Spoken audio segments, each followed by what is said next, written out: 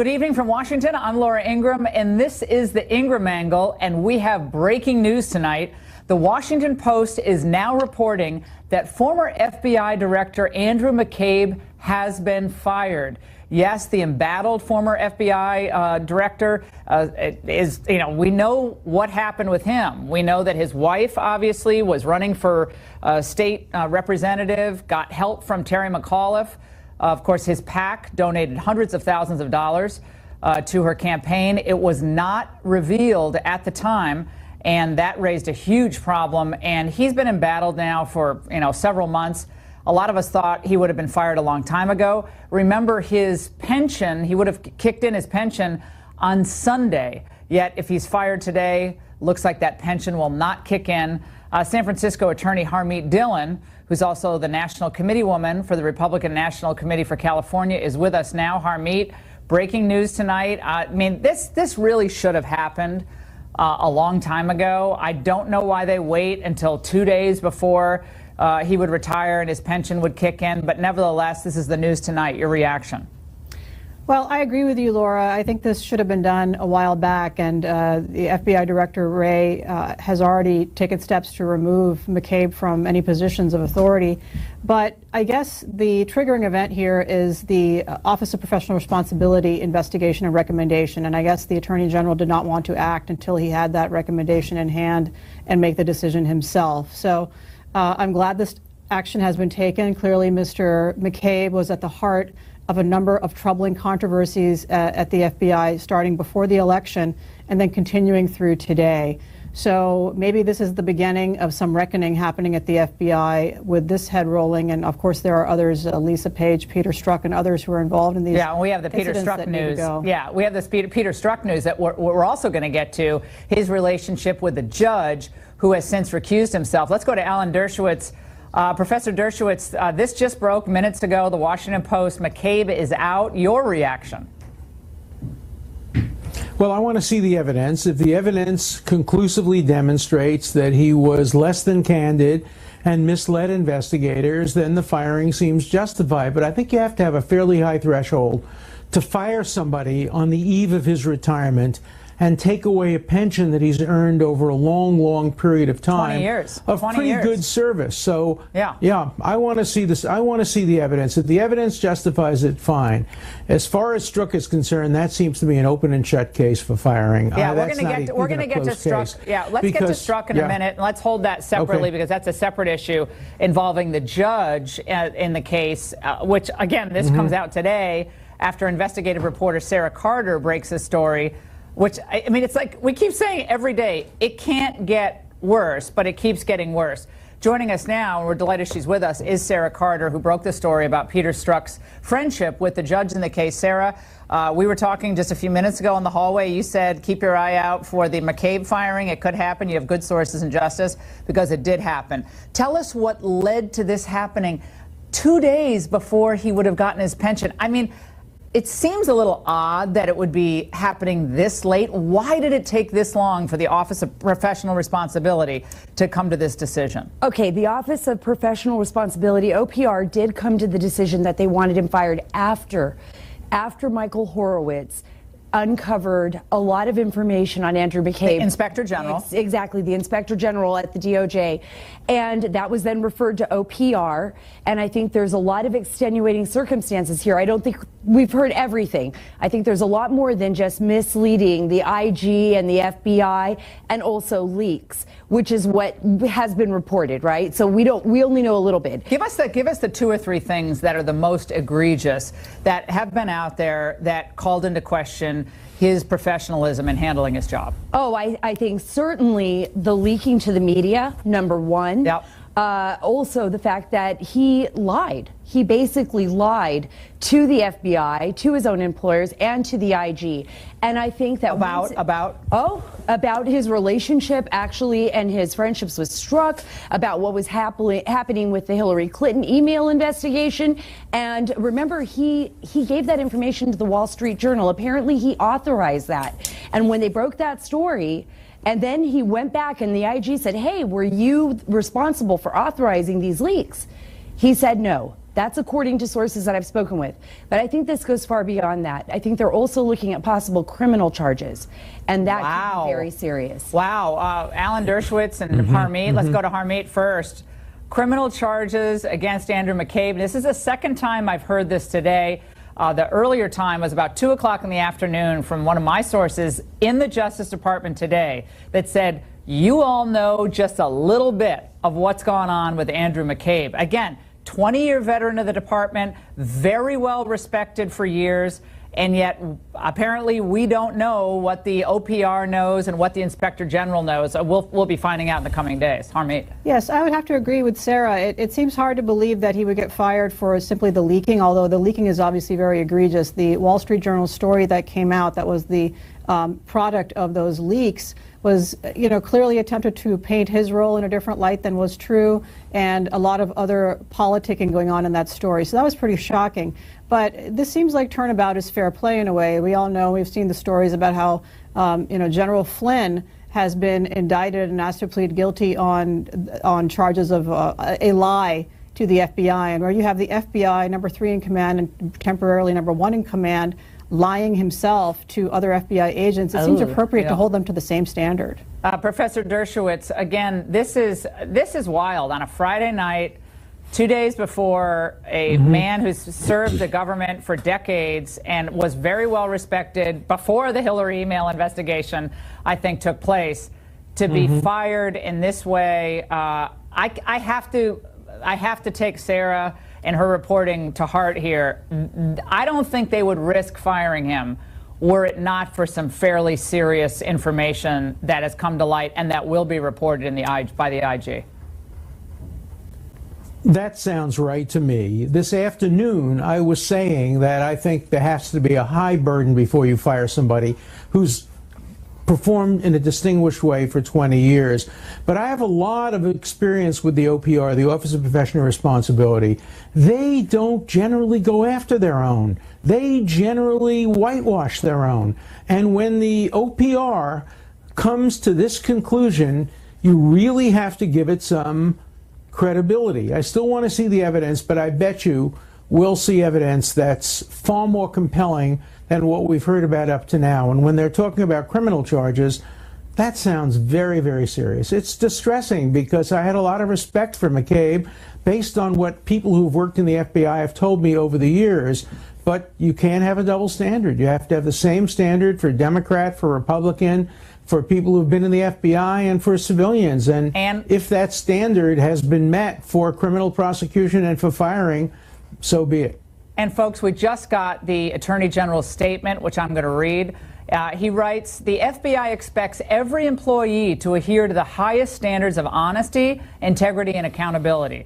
As the OPR proposal stated, all FBI employees know that lacking candor under oath results in dismissal, and that our integrity is our brand. Pursuant to Department Order 1202, and based on the report of the Inspector General, the findings of the FBI Office of Professional Responsibility, and the recommendation of the department's senior career official, I have terminated the employment of Andrew McCabe effective immediately. He goes on to say, the FBI expects every employee to adhere to the highest standards of honesty, integrity, and accountability. And then he went on to say, both the Office of Inspector General and the OPR reports concluded that McCabe had made an unauthorized disclosure to the news media, Sarah said, and lacked candor under oath on multiple occasions.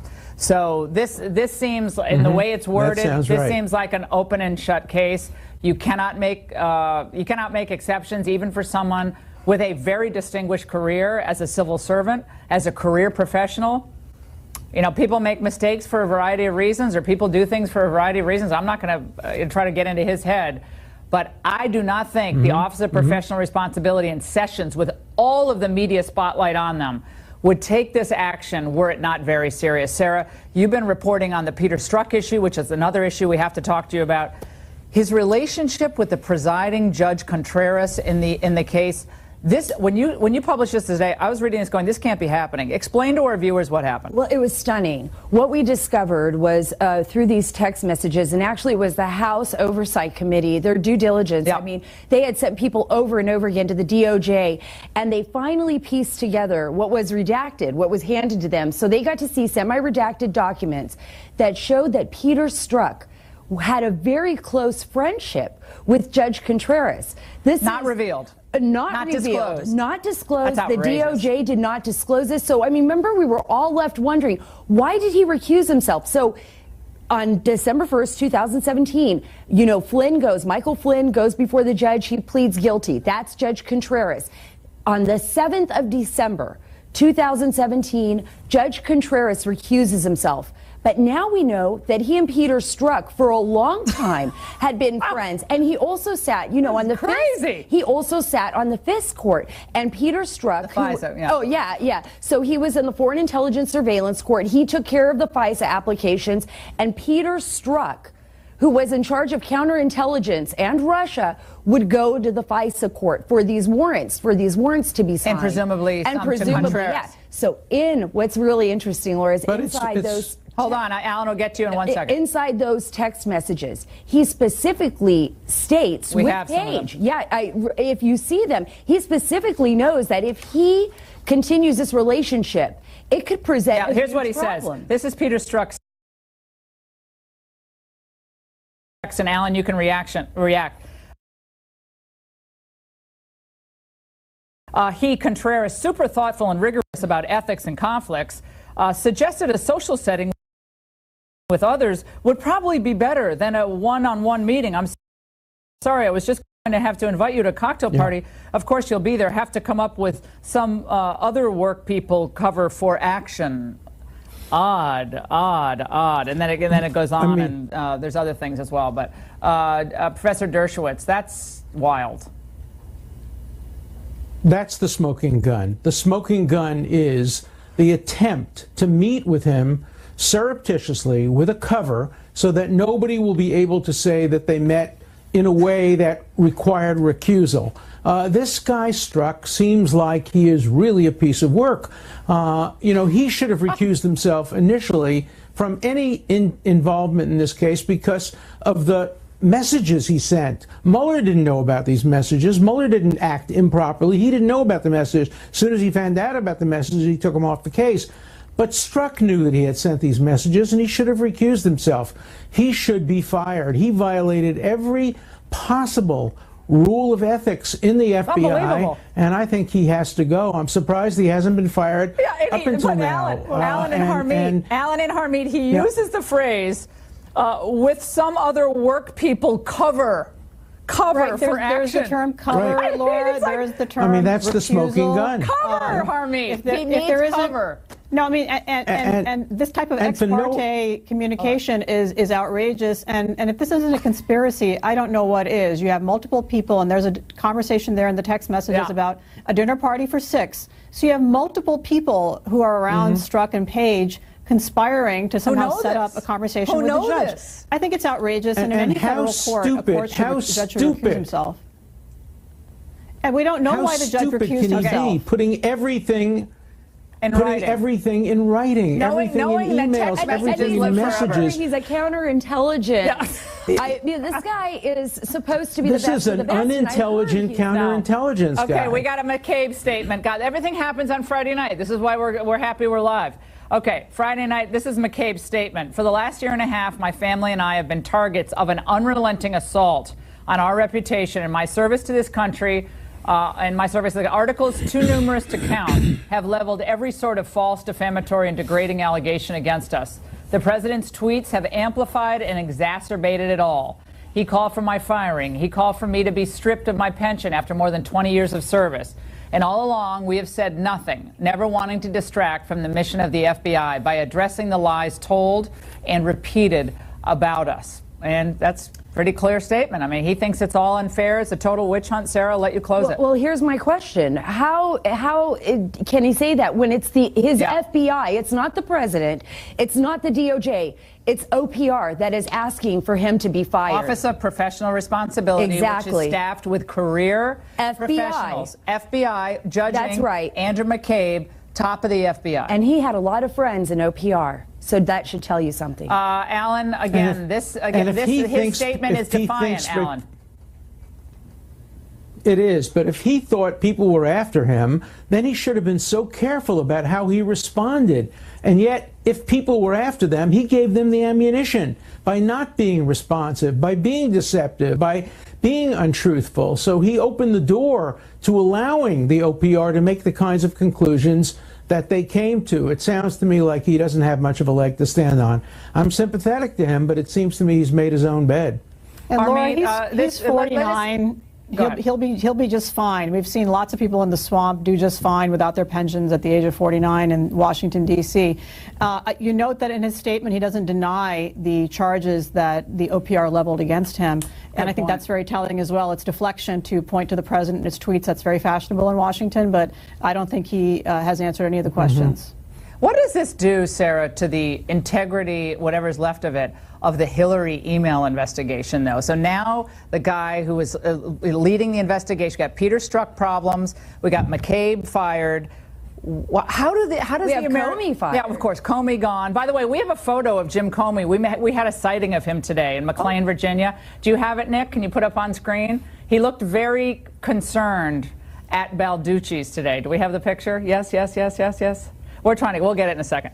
But so he was spotted today. We tried to get him to come on the show. He said he'll think about it. So, but what does this say about the integrity of the Hillary email investigation before we get into what happened after that? Well, I with think Flynn and so forth. Well, I think this says a lot about the integrity of that investigation, or lack of integrity. And we're now waiting for the Inspector General's report, Michael Horowitz's report. And it's not just going to be one.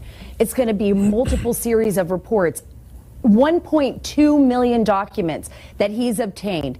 And we're going to learn a lot more than just what happened here with Andrew McCabe. We're going to learn about Comey, and we're going to learn about that investigation. And I think it's going to be absolutely explosive, according to the sources that I've spoken with. Yeah, we're working on a couple of stories which we hope to bring to our viewers next week about moments where Comey could have probably discounted certain sources for the DNC emails, who hacked them and who didn't hack them, and what he did or did not do to get to the bottom of that. So we'll bring that to our viewers next week. Now, if you have Comey on the show, please ask him why the former head of the FBI had to leak and launder information through a Columbia law professor, why he didn't have the courage to stand up in front of the TV cameras and say directly to the TV cameras what he leaked through a Columbia law professor. I can't understand how a former director of the FBI could do that. I hope you ask him that question if he's on I've already written it down, Alan. It's already written down on my sheet. Thank you very much. I'll go for other show prep I'm going to as well. I love that. All right, now we have Fox News Justice Department producer Jake Gibson on the phone now, who's been tracking the story down all night. Jake.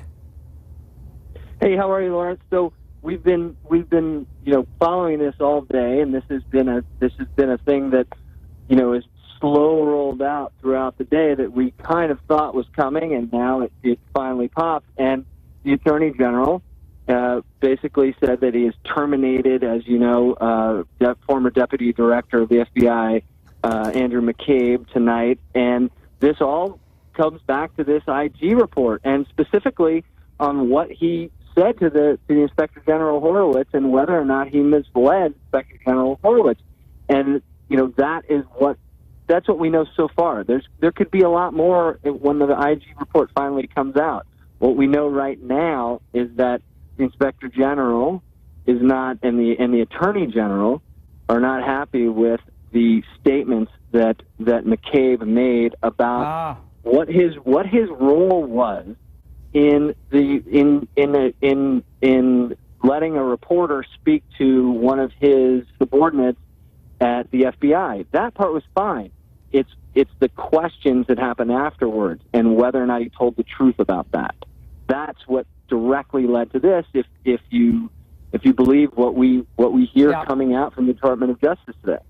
Jake Gibson, thanks for that input. Sarah, this on a Friday night, 2 days again before his pension kicked in, it has to be explosive. I think we know about a fourth of what really happened here. And I'm hoping that this Inspector General report comes out soon. Do you have any idea of when if it's going to come out in multiple stages or just one report total, all of it at once? I don't have any idea of how it's going to be delivered. I do know for a fact that it is going to be multiple reports. Okay. So I think that's what's important here. If it's multiple reports, that means he was looking at a array of things that were going on in this Hillary Clinton email investigation by the FBI and how they handled it. We know it's going to focus on Comey. We know it's going to focus on McCabe, Peter Strzok, Lisa Page. The editing of the non-indictment indictment? Exactly. The editing of the non-indictment indictment. Also, what I think is going to be very interesting, he may have all the text messages,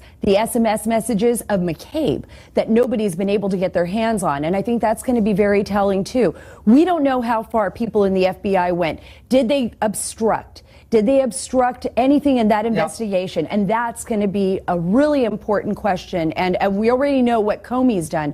What was McCabe's role in that? And who else was involved? Professor Dershowitz, there was a point raised today on a variety of channels and in a variety of print publications that here we have the Republican Party, mostly Republicans, calling into question the wonderful patriots, public servants in the intel agencies. And how dare you try to call into question what the intel agencies are doing?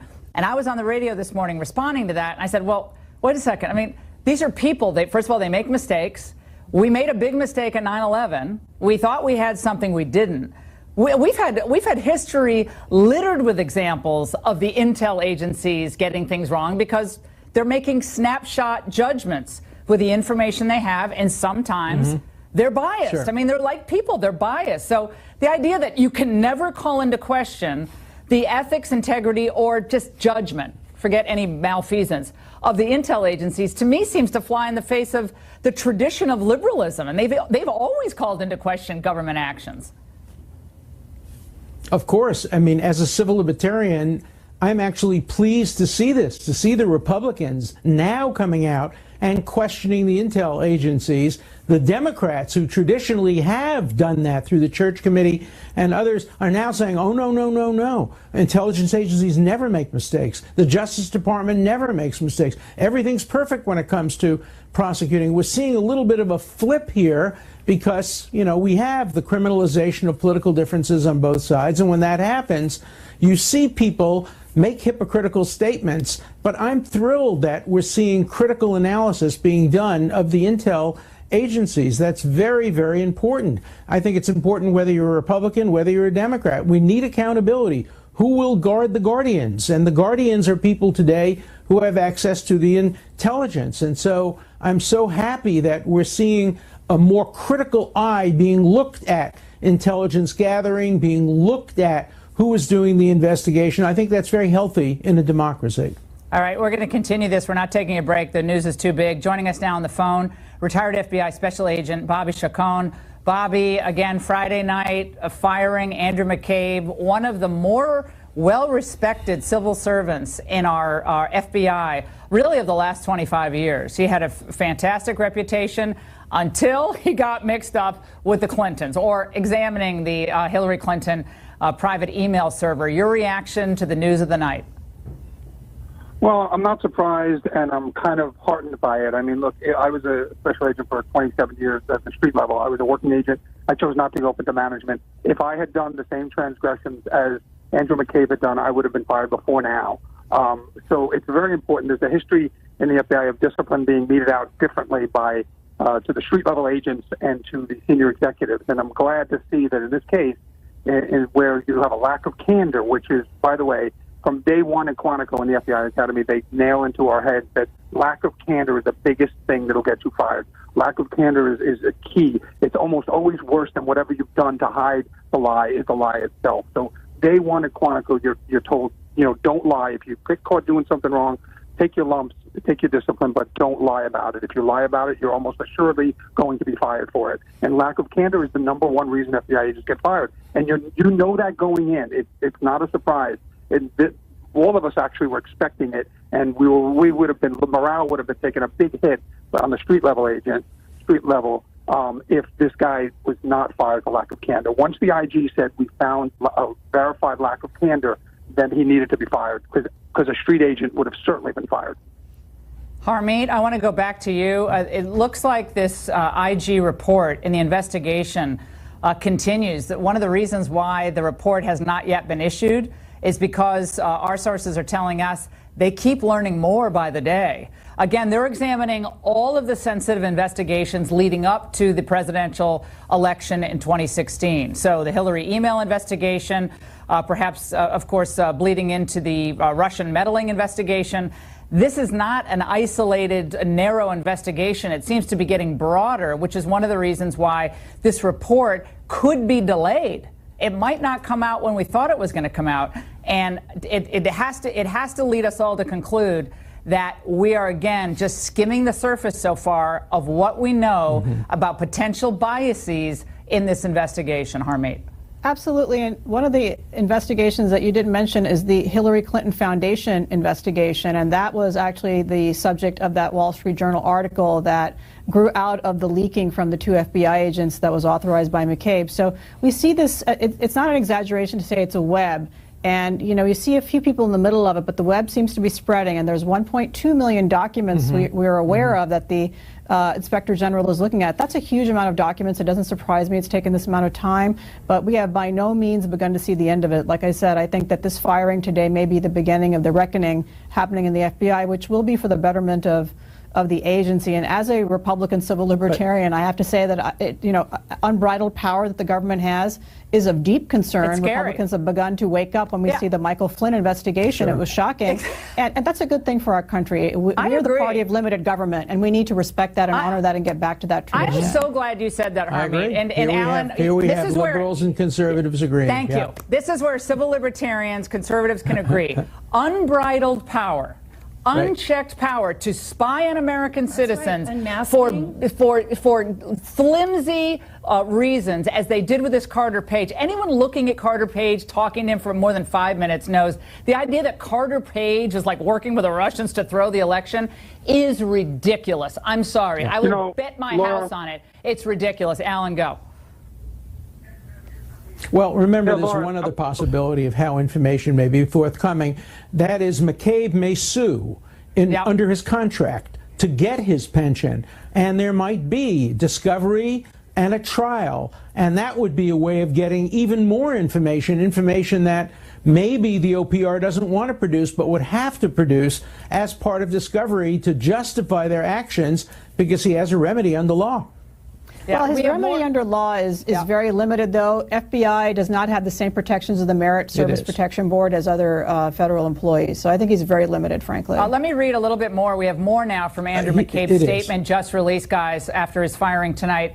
He writes, the OIG's, the Officer Inspector General, focus on me and this report became a part of an unprecedented effort by the administration, driven by the president himself, to remove me from my position, destroy my reputation, and possibly strip me of a pension that I worked 21 years to earn. Sarah Carter, he is focusing on the president, and I think that the fact that he's going back to Trump tells you a lot more about Andrew McCabe. He is furious at the president. It's directed at the president. He's going to get a lot of attention because of his focus on the president. Well, this is what's so interesting. He believes this is all about the president. No, this is about his colleagues at OPR who found him the lack of candor, who found he had lying.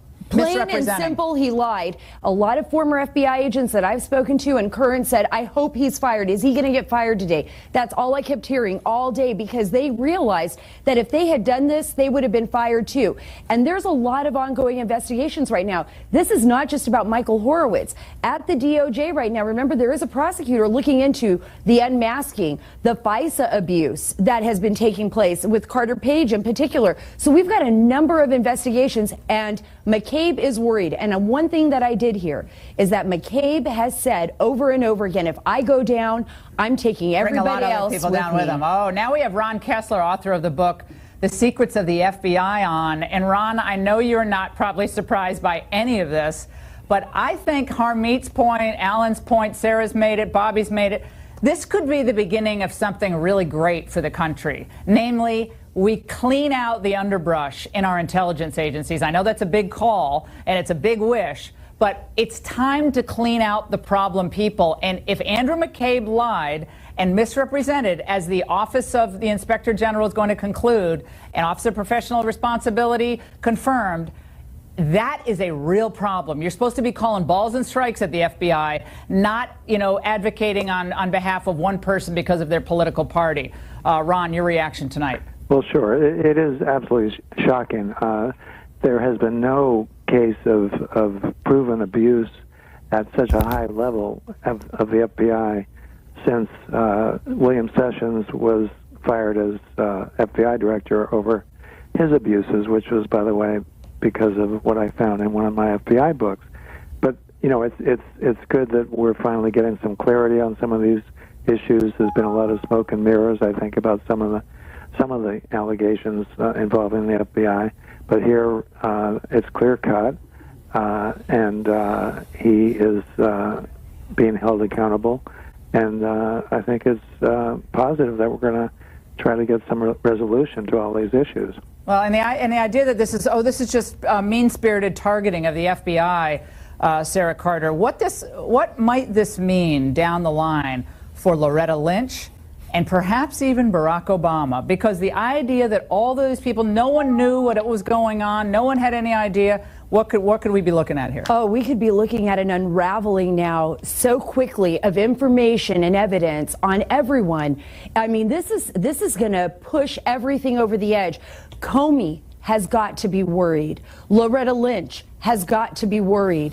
And Barack Obama, because remember, Susan Rice, she even sent that email to herself after she had met with... Remind everyone about Oh, the email. yeah. So Remind they had everyone. this January 5th meeting, 2017, where she was there with Barack Obama, and I believe was Loretta Lynch there as well. And so she sends herself days after an email basically saying, and President Obama wanted everything to be done by the book. Well, why would she do that?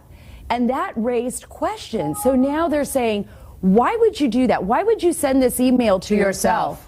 And why would you try to exonerate him? And why were you all meeting about this? And remember, another person that needs to be very worried right now is former CIA Director John Brennan and James Clapper, who we know now has been looked at for leaking. So he's also somebody that they believe leaked information on the dossier to the media to get that ball rolling.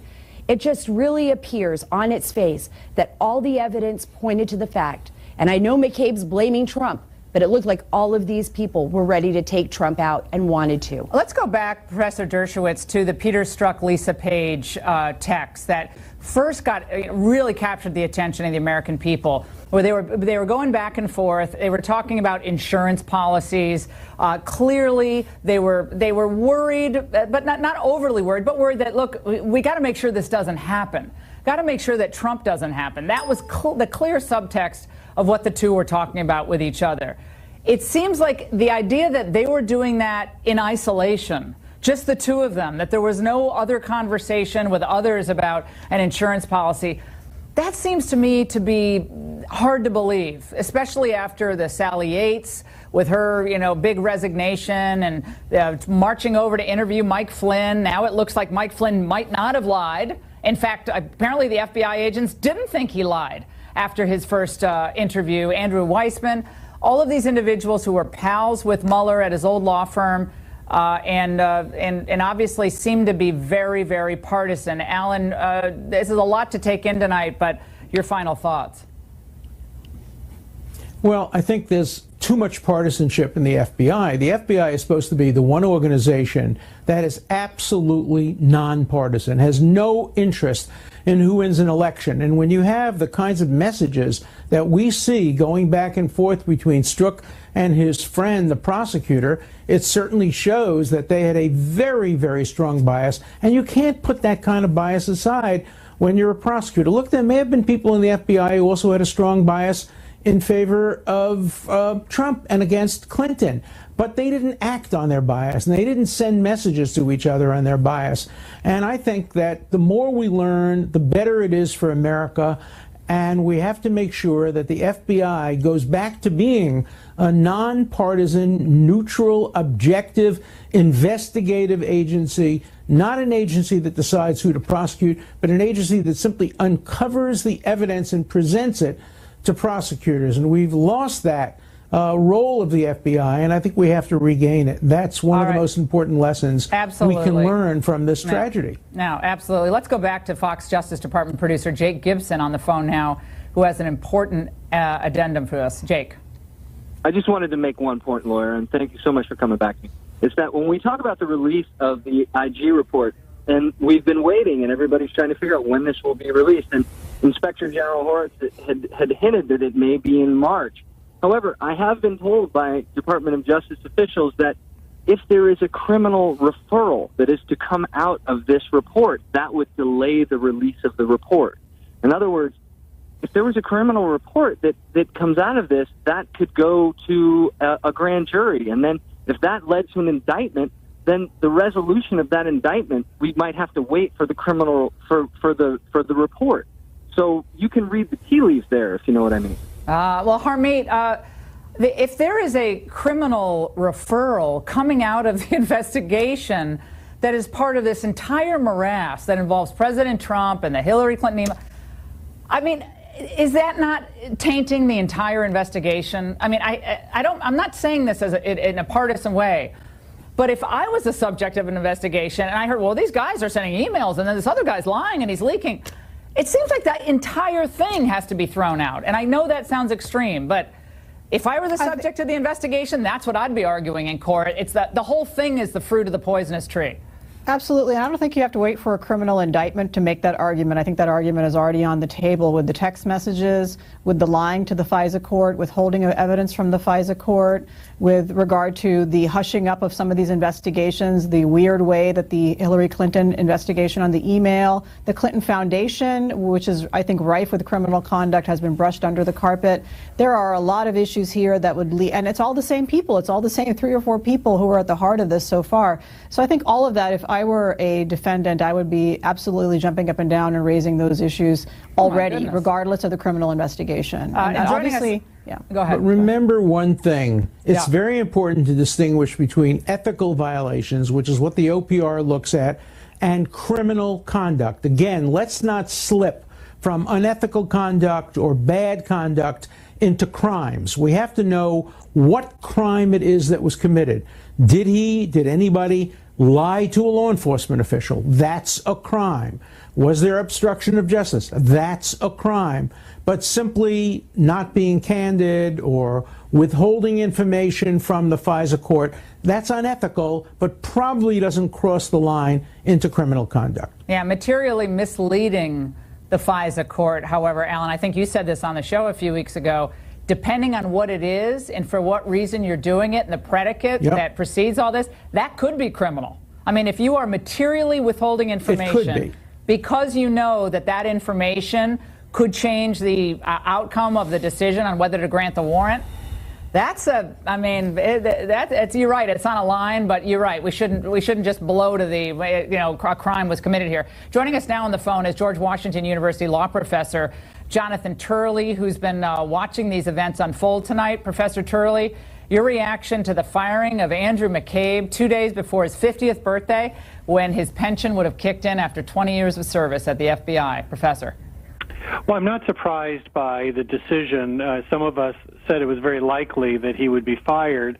The reason is that this is an exceedingly rare recommendation coming from the Office of Professional Responsibility. It's virtually unheard of for someone who held the position of Mccabe. So it was very unlikely, in my view, that Jeff Sessions would not follow that career advice. He followed that advice in his own recusal. He yielded to career officers who had recommended that course. So I've said before, I thought it was very likely that he would do precisely what he did tonight.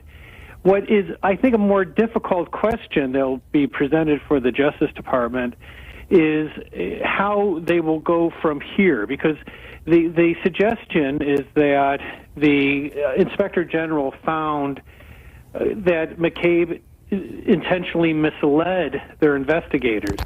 That's almost indistinguishable from what they charged Michael Flynn with. Exactly. That's a good point. So the question that's going to be on the table here is one of continuity. Flynn is accused of lying about not the meeting with the Russians, he apparently admitted that, but simply talking about sanctions. The meeting with the Russians was not illegal. In this case, McCabe is accused of misleading investigators on something that was a violation of federal rules. And so I think the question will be raised as well, is this simply a matter of a pension, or because for Flynn it was a matter of prison? Yeah, it can't be. 18 U.S.C. 1001. And now it looks like Michael Flynn might not have had that requisite intent to lie. We're going to keep hearing about it. He's trying to withdraw perhaps that guilty plea. We're going to keep this panel going. Let's bring in Republican Congressman from the great state of Wisconsin, Sean Duffy. Sean, we knew you were going to be on, so we have a big breaking news night. We got Andrew McCabe, Deputy Director of the FBI, fired right before his big pension was going to kick in. Huge controversy swirling around this. Some already crying foul, saying this firing is political, but it was done at the behest of the Office of Professional Responsibility, which is not a political office, and their conclusions about his conduct apparently devastating. Congressman Duffy. Yes, although I've criticized Jeff Sessions quite a bit, that he actually held back a little bit and waited for the Office of Professional Responsibility to give us a recommendation in regard to Mr. McCabe. I think he handled it correctly. But Laura, no one gets fired in the swamp. That we have a former head of the FBI who's now fired, I think shows that the system actually can work. And I look at the FBI, I mean, not the boots on the ground, but at the top of the FBI, this place is rotten. And thank God Donald Trump was elected so we can start clearing out all of these rotten individuals who are playing partisanship with one of the most powerful agencies that exist in Washington. Think back to Lois Lerner. I mean, Lois Lerner at the IRS, who targeted conservatives and conservative groups. The status quo was you leave those people in, you let them retire, and you let them get their pensions. Under Donald Trump draining the swamp, you start firing people who violate the ethics within their agency or violate the law. This is a great thing. Yeah, there's Frank Montoya Jr., former senior FBI official, saying that this is a political hit job on McCabe, his supposed ideological bias, the fact his wife ran for office as a Democrat, the attacks on his competence are a way out of line. Sarah. Again, no, because this can't be a political hit job if OPR, the Office of Professional Responsibility, got documentation, provable facts that he violated his oath as an FBI agent and lied. And who did he lie to? He lied to the Inspector General. He probably lied to other FBI agents. And this could be leading to criminal charges. So, no, I'm sorry. I know they want to defend him. He did serve his country. It's a tragedy that we see this happen before everyone. But we really need to know the truth. And the FBI, as well as other agencies, really need to be cleaned out. Was he under investigation before the Trump administration? Was this investigation predating Donald Trump? Because I keep hearing whispers about that. Well, there are whispers, and part of that is due to the fact that he was under investigation for possible Hatch Act violations. He was referred by Senator Grassley as well to be investigated for not appropriately disclosing the amount of money his wife got from the unsuccessful bid for the state Senate in Virginia. Terry McAuliffe. Yeah, from Terry McAuliffe. His PAC. Yeah, and so there were some issues there. Also a sexual discrimination lawsuit. There were issues there that he had to deal with. But this investigation spiraled out of the evidence that came forth when we started to realize McCabe was at the center of this, Comey was at the center of this, text messages, the investigation that Michael Horowitz has done exceptionally well. Am I good to roll? Yeah, go ahead. Oh. Yeah, let's go. Sean, hold that thought Thanks for for 1 having me. second, because we have Congressman Mark Meadows on the phone as well from the House Freedom Caucus, member of the Oversight Committee. Congressman Meadows, look, we for months have been saying, how did you have the same people who are investigating Hillary's private email server also oversee the investigation into Donald Trump's possible collusion with the Russians? We saw that with Peter Strzok. We then found his text messages, and now the conclusion by the Office of Professional Responsibility about Andrew McCabe leading to his firing tonight. Your reaction to this huge breaking news night, Congressman Meadows? Well, it is unbelievable news, and like my good friend Sean Duffy was talking about, the fact that no one ever gets fired from the FBI and DOJ without there being real credible evidence. So the suggestion that this is a political hit job is just not accurate. I mean, when you look at the responsibilities of OPR, you know, they've got certain guidelines that they go by. But what it does call into question, Laura, is this: is if you have now Peter Strzok and Andy Mccabe protect us. So what about the FBI's morale, Congressman Duffy? At this point, can it begin to recover? Will this be seen as a shot across the bow? Professional career agents, I think they don't like this cloud hanging over the FBI. They just want to do their job. There's good people there. I agree. They show up, they sign up to serve their country in the FBI or the DOJ. And when you have the top of an agency or a bureau that's rotten like this, it's disheartening. But I think you give them hope when you start to clear it out and say, you know, we're going to get back to the basics, back to an honorable organization. And so I think this is the beginning of a new and fresh start for the FBI. But Laura, what I think is interesting, though, we've been wondering, how did all these leaks happen? How are all these stories getting into the press over the last year and a half on Donald Trump and the investigation? And now we see that it was coming from Andrew McCabe and from James Comey himself. The question I have is, remember when Comey went and briefed Donald Trump on the dossier? No one reported on the dossier until someone leaked that Comey was actually briefing the president on the president-elect, Donald Trump, on the dossier. They leaked that to CNN, and all of a sudden every news outlet could report on the dossier. The leaking that came, I think, from the FBI and the DOJ was advancing their story against Donald Trump, and it wasn't some low-level people. It appears from the information we're now getting is it was coming from the very highest level of the FBI and the DOJ. Well, and the leaking continues, by the way. The leaking isn't over. The leaking continues, whether McCabe is there or not. By the way, we have more from Andrew McCabe's statement. This is the gift that keeps on giving. He says, this is on the special counsel, he says, this attack on my credibility is one part of a larger effort, not just to slander me personally, but to taint the FBI, law enforcement, and intel professionals more generally. It is part of this administration's ongoing war on the FBI and the efforts of the special counsel investigation, which continue to this day. Their persistence in this campaign only highlights the importance of the special counsel's work. Not to say, Alan Dershowitz, that he's prejudicing the special counsel's work. There's not that Andrew McCabe thinks the special counsel has enough to write an impeachment report against the president. I think that part of the statement is very revealing. Your reaction? Yeah, well, first of all, the one office that the president cannot influence is the Office of Professional Responsibility. Let's assume McCabe is correct, that the president wanted to get rid of him. Let's even assume that the Attorney General wanted to get rid of him. There's no way they can influence the Office of Professional Responsibility.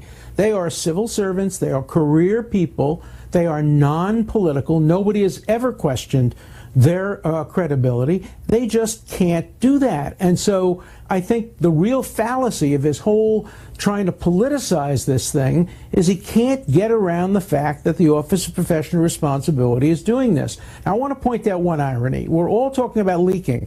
And if one result of this is if we can stop leaking from the government, we will all be so much better off. But how much of the news reporting that we've done tonight came from leaks? Yeah. The media loves leaking. The media lives by leaks, and yet we condemn leaks. I think we have to all get together and say, finally, the Justice Department, the FBI, have to stop leaking, even if that means the media doesn't get some of the stories it wants. You just can't have real justice by leaking.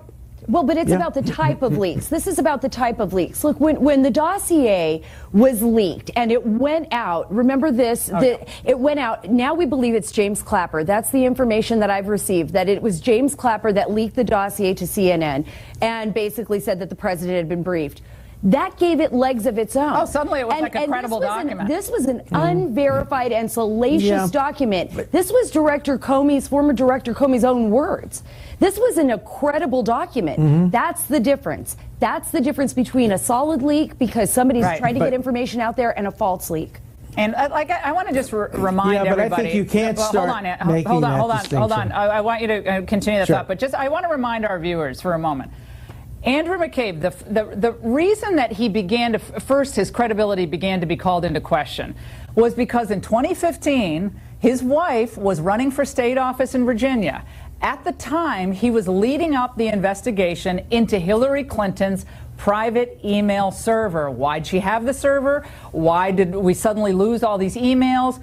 And he did not reveal his wife's having received several $100,000 from the PAC closely associated with Terry McAuliffe, who's like this with the Clintons. Now, if you are as experienced and as credible as Andrew McCabe was before then, and you do not reveal this, you do not belong in the position of Deputy Director of the FBI. I, as a first-year associate, Professor Dershowitz, knew, as a first-year associate at Skadden Arps, I knew that you could not do that. You had to reveal the potential conflict of interest, at least the appearance. And then people would probably say, that's okay, thanks for revealing it. But you have to reveal it. The fact that he didn't tainted that Hillary investigation, period. And I'm sorry, that in and of itself, I would remove him just for that. Dershowitz, and then let's go to Harmeet, and then to Sean. No, there's no question that when you know you have a conflict, you must reveal it. That was Strzok's problem. That was McCabe's problem. We have to always have transparency. Let the Office of Professional Responsibility decide whether there's a conflict or not. But you can't withhold information that might lead to you being recused based on a conflict. Yeah, absolutely. And we just learned, by the way, CBS News reporter Paula Reed is reporting tonight that McCabe learned of his firing through a press release. At least he wasn't on the toilet like Rex Tillerson was, according to I find that He was on the toilet, and Kelly called him. We didn't even get to that story. I find that hard to believe. I find that hard to believe. Well, come on, he knew he was on his way. Come on. Harmeet, I mean, so we're learning all the details of how he was fired, his statement. He is clearly going to be on a mission. I'm sorry. We're going to learn more about Andrew McCabe's feelings about President Trump in the coming weeks and months, because that statement that he released tonight is all about Trump. Basically, Trump, you're guilty. I'm sorry, you read between the lines. It's about Donald Trump wants to deep six this special counsel investigation because he has something to hide. You read between the lines, it's clear. Right, absolutely, Laura. I wanted to talk about that for a second. I mean, he spends a lot of effort trying to point the finger at Donald Trump, who was actually fairly a late comer to this whole debacle. What he should be looking at, and what has historically been the case, is that the Clintons managed to somehow destroy everything that they touch. And this man's sterling career, up to the point that he'd gotten involved with his wife taking money from the Clinton sources, that was really the beginning of the end for him in this tragedy. And so no one is, I think, in this type of situation introspective enough to recognize that. And obviously there's going to be some spin machine from the Clintons and others involved in the next phases of this story. But Mr. McCabe is clearly in denial as to his own role in this unfortunate situation. All right, we now have former Deputy Independent Counsel in the Whitewater investigation, Saul Weisenberg, on the phone now. Saul, you were on radio with me this morning. Both of us kind of thought, oh, they're not going to get rid of McCabe. It's only like 36 hours till he turns 50 years old. Your reaction tonight, Saul? Well, we were obviously wrong, Laura. And my reaction is it's a very, very sad day. What was in that OIG report that got sent to OPR must have been very clear and very serious for AG Sessions to have made the decision he made. I don't agree with a lot of his policy positions, but I have actually a lot of faith in his integrity. And this must have been pretty serious, and I think it's a sad day for the country. And I sure wish my old friend, Professor Ron Rotunda, who died 2 days ago, was here to see this, because I'd love to hear his comments. Well, because he wrote the textbook, right, on ethics, as I recall, right? He wrote the big professional responsibility textbook. He created, Laura, he created the field. Yeah, he did. He was my student. He was my student, and I'm so proud to have had him as one of my students in my legal ethics class 30 or 40 years ago. He was a great, great man and a great contributor to legal ethics, and totally neutral, totally objective, always, always called it the way it should be called. What a great man he was. He was incredible. His textbooks, I mean, at law school, amazing. Congressman Duffy, just reflecting on that for a moment and setting aside whether Donald Trump being involved and Hillary being involved, we as Americans have to have faith in our government, especially with the strong, potentially devastating effects of a prosecution and an investigation and surveillance of American citizens, that our investigative bodies are operating with complete and unquestionable integrity. Otherwise, at the end of it, we'll all say, that's not fair. How did you do that? We won't take to heart their ultimate conclusions, and we'll question them. And I think this is I hope Sarah's right. This is the beginning, I hope, of a cleaning out of this underbrush at FBI and maybe beyond. We need it badly. You are absolutely right. We give incredible power to the FBI and the DOJ. We give them special tools to keep us safe from terrorists and bad actors around the world and in our country. And with those tools, we expect them to care for them with tell you that firing anyone is very difficult to do, and certainly is the last resort. But there's more information coming out. Obviously, the Inspector General is doing a very extensive research on all of this, Ed. Well, Congressman, I'm glad you invoked Juan, because he did make a fair point a moment ago that it was the president, as you know,